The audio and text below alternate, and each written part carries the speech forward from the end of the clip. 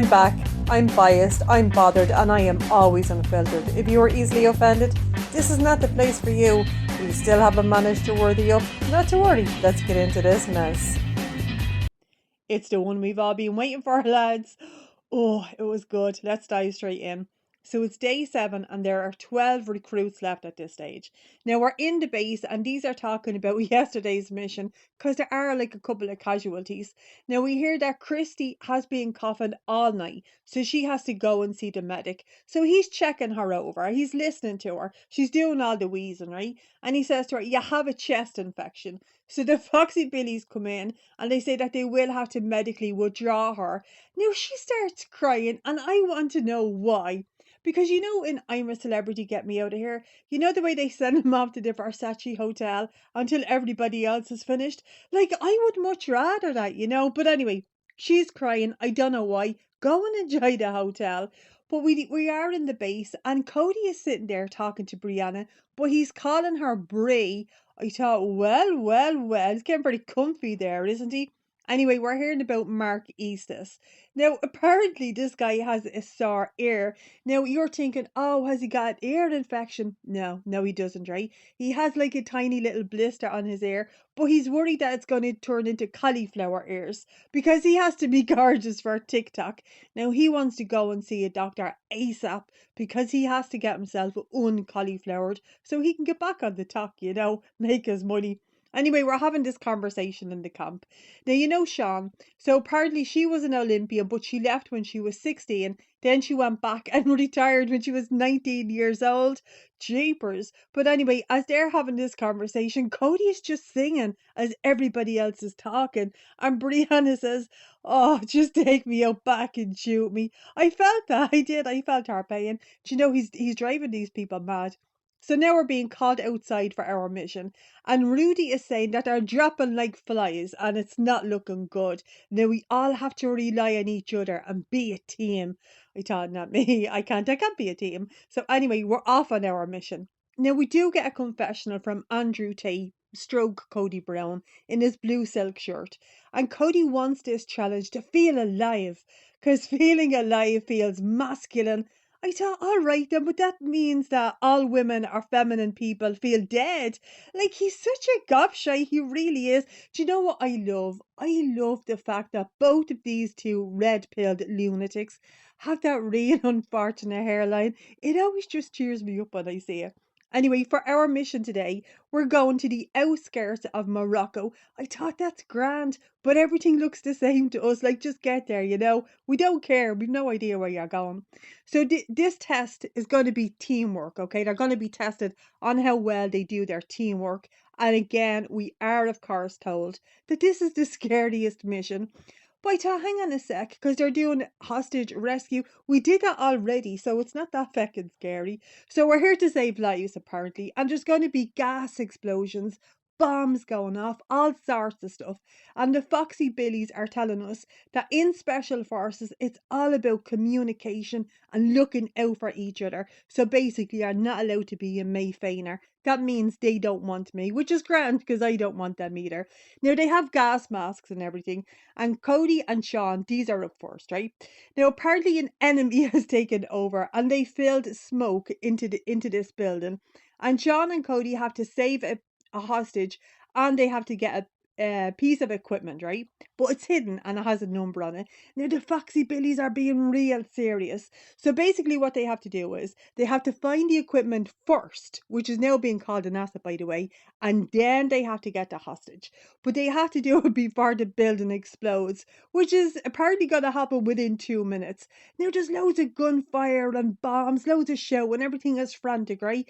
And these two have already forgotten the instructions. But we see the hostage. I'm looking at this guy, right? And I tell you, poor fucker, yeah. Is he like some local amateur dramatics kid or something? Because he's just lying there, he's blindfolded and he has his hands tied. And these two are bringing the hostage like into the building that has the gas in it. There's no gas mask on it, but they're just like bringing him in and out in circles. And Foxy Billy is just shouting at them. That is all gone chaotically wrong. So they're running in and out, they're running around in circles looking for the asset. But then Cody just runs out with the hostage, and the hostage is still blindfolded, by the way, right? How long would it have taken to just let the guy say?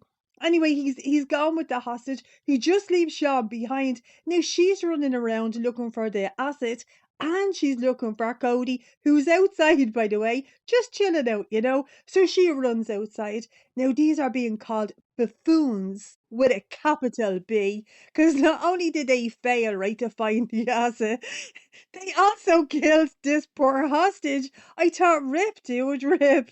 Oh, do you know what? He didn't even get his name. Like, we didn't even find out anything about him. Poor chap. So, Cody and Sean, they're saying, like, that there was no communication between us. Now, Sean is given, like, a kind of a confessional, and we find out that she is a bit of a control freak because of her sport, right? That she just was worried about getting her best score. So, she just had to rely on her being the best. Now there's absolute carnage, okay? There's so much screaming. I thought, why? Why are we screaming? So the next team up is Andrew and Gia. They did save the hostage, thank God. Good, good for them. But they didn't get the asset. So that is like they failed basically, right? So team three is Randall and Brianna. Now not only did these two save the hostage, but they also found the asset. I thought they're brilliant, right? They passed. Now the Foxy Billies are giving us a lecture on teamwork. I was wondering, right, what the hell are these people like when they're at home? They have like a chaotic energy about them. I couldn't be around somebody like this. Anyway, the recruits are talking, okay, about how everybody did. And Cody is asking like the others how they did. So Gia says she failed, but they did actually save the hostage. So then Cody has to tell Andrew, I nearly got your wife killed. So they're all asked, like, what happened? And Sean says, we got the hostage and yeah, then we kind of killed him. So they're explaining that they did get the guy out, but that Cody left while Sean, she was just there, like, looking for this fucking hostage, right? Andrew says to Cody, "Oh, like you just ditched her." These people are all pissed off at Cody, and Sean tells them we didn't communicate at all. And Brianna's saying to Cody, "Right, you have to listen, you ignorant prick." The last bit was what I believed was her internal dialogue. Anyway, we're on our way home now. Sean is so pissed off, right? Because she failed. Anyway, the DS people are talking about the day's events, and we find out that this is actually being Sean's first fuck up. But this woman shows no emotion. I thought, I'm not surprised. Like, you're probably just screaming at her all the time. So, of course, she's going to get called in for her talk. Oh, with a black hood. Anyway, they bring her in and they say to her, basically, today was a bit of a clusterfuck. And she's explaining, well, I'm not really used to being on a team. But they are saying to her, okay, you're very robotic. I wish I could be like that. I wish I was the type of person where nobody could tell my emotions. I don't have that quality about me, you know. Anyway, these people are saying they want to know Sean, right? They want to know what she is like. So she's talking about her career. And she said that basically she had to keep everything to herself, stay quiet, just to progress through her career. And now she's just very used to doing that. But when she stopped competing, she lost her identity. This sounds horrible, right? This level of competition just sounds horrible to me, especially for kids, right? But anyway, now the Foxy Billies are saying to Sean, right, that it's good to be scared. It's good. I tell what? You just keep shouting at these people. How is it good for them to be scared? But anyway, they want to get to know this woman better. I thought, well, then stop fucking screaming at her. So she's sent back into the base, right? Now, they're all asking, like, how she got on. And she's saying to them that she's too robotic. But Cody is just laughing. Like, she's trying to tell, like, her story, you know, what happened during her talk. But Cody's just laughing. Anyway, now we're going to have food. Oh my God, Cody is called out. Right now, this guy is just running around like a feckin' headless chicken. Now, he's going to the DS headquarters, but that's not where he's supposed to go. Apparently, there's some kind of a special rock that they have to stand on.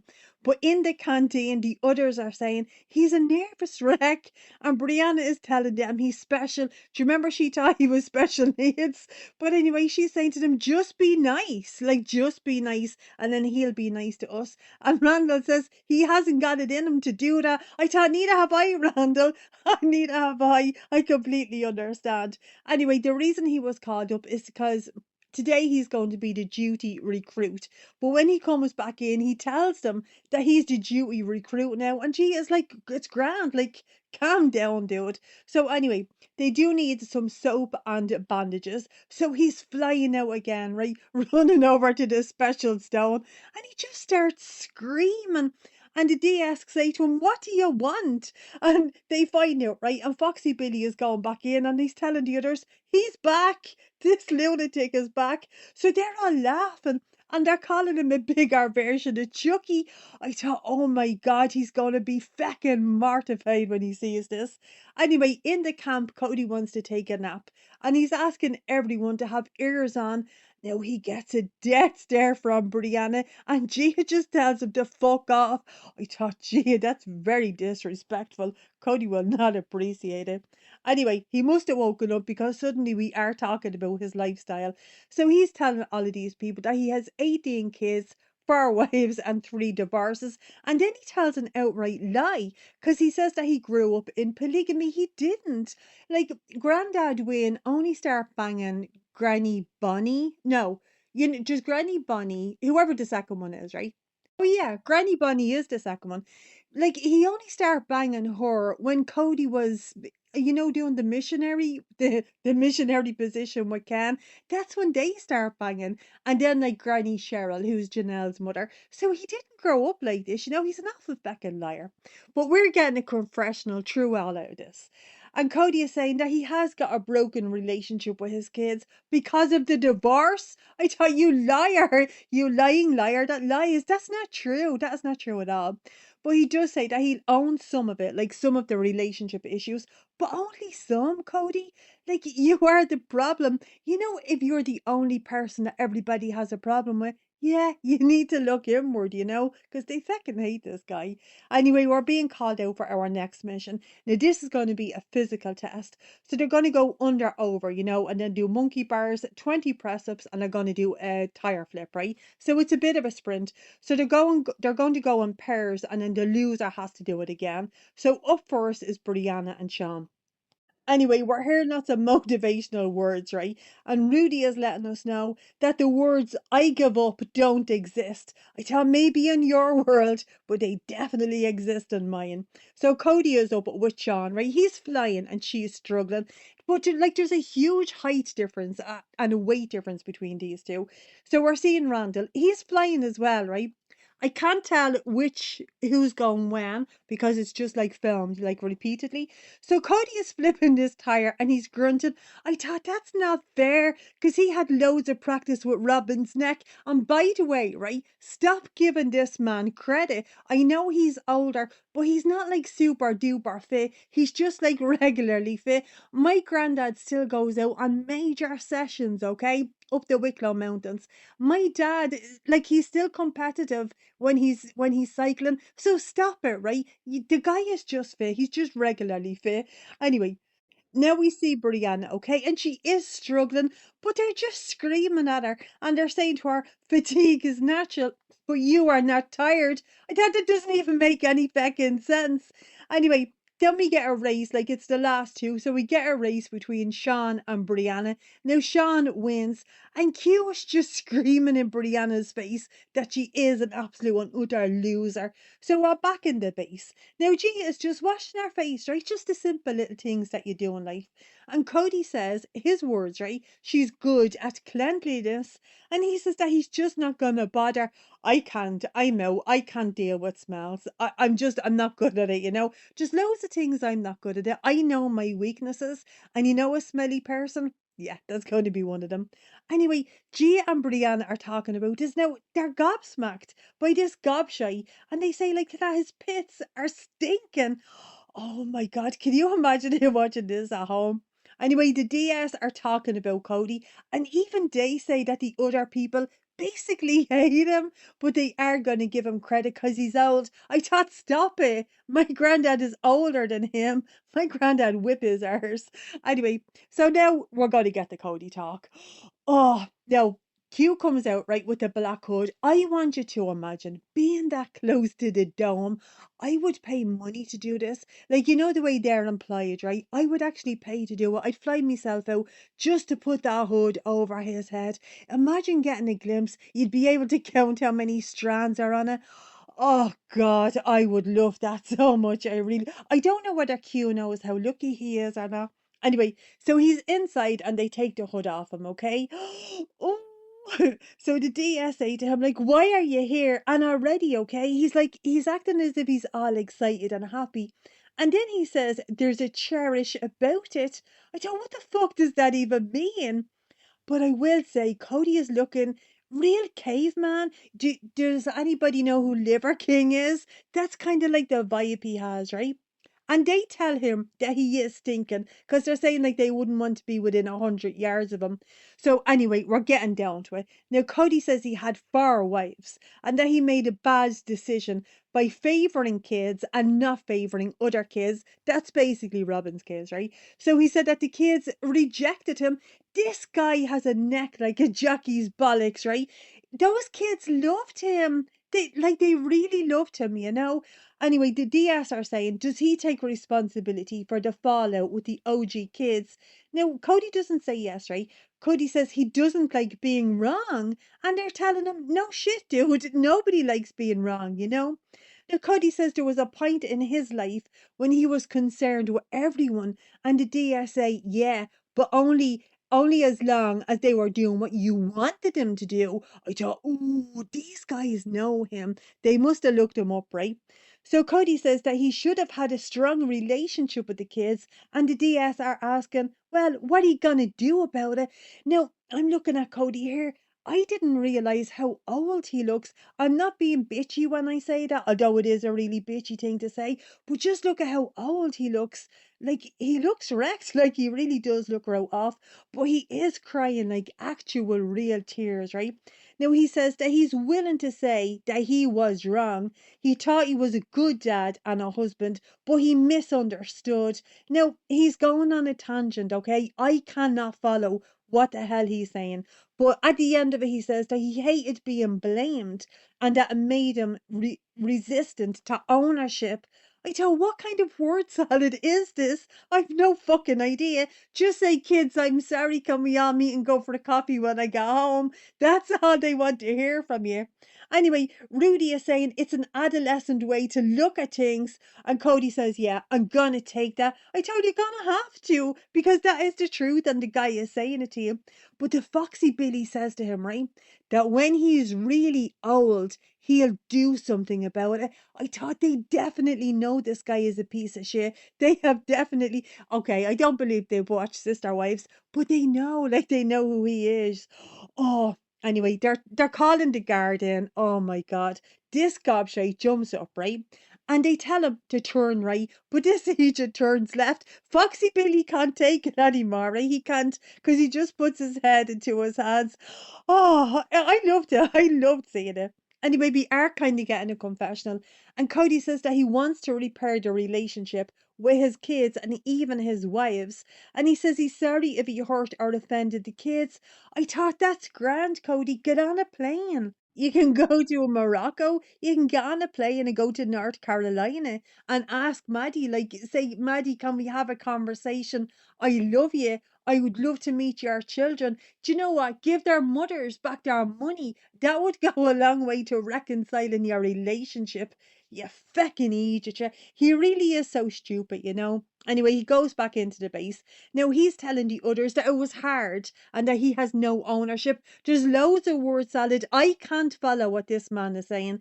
If anybody watches Teen Mom, you know Farrah Abraham and that, he talks the very same, right? I can't understand anything that woman says either. So now we're going to write out what's called a death letter, okay? Just in case we die on our mission. I thought, you know what? I'm not doing this every time I go on a mission. No feckin' way. If there's somebody new in the family, I'm just opening that letter back up and adding another name on it. I can't do this. But we do hear from Cody right now. Cody says, dear Rob, the love of my life. Please tell my kids I wanted more time. That sounded real American in my head, by the way. But what does he mean he wanted more time? You're not fucking dead. You're still very much alive. Anyway, he continues.